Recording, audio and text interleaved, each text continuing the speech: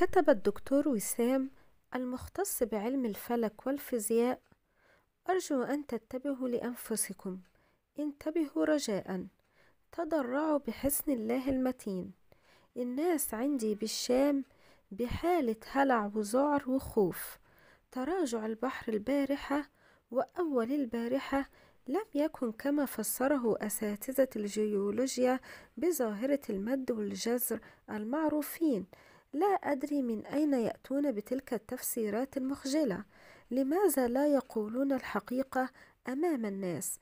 إني أقول لكم للمرة وأكرر: تراجع البحر أتى من استمرارية الاندساس وتحرك الكتلة الأناضولية نحو الغرب والجنوب الغربي، وهو الآن يؤثر على قعر البحر المتوسط، الصفيحة البحرية، وضغطه يمارس على كافة الصفائح المجاورة.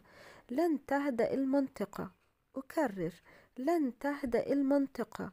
صراحتي الزائدة معكم هي لتحذيركم وليس لتخويفكم. أنا لست كهؤلاء العلماء الذين يقولون أن الأمور بطور التهدئة. كتبت ذلك بآخر محاضراتي. لا الأمر أكبر من اصطفاف الكواكب والقمر والشمس، الأمر أكبر من تصوراتهم الفارغة. هناك خلل بمنظومة الحقل الكهرومغناطيسي للأرض، وهذا ينعكس مباشرة على تحرك الصفائح القارية كافة.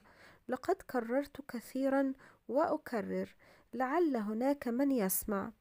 أنا العبد لله، أعطيكم الحقائق كما هي. أنا أحذر بناء على علم ودراية ودراسة وتحليل موضوعي بعيدا عن العاطفة. وعذرا منكم لصراحتي، لا أريد أن تكون محاضراتي حلقات رعب، لأن كلامي مقرون بواقع مرير تعيشه الناس الآن. كتبت هذا التعليق والناس بحالة من الهستيريا، وإشعارات الزلازل لا تتوقف عندي. انتبهوا لانهدام البحر الميت، غور الأردن، البحر الأحمر، السواحل التي حصل بها انحسار الماء.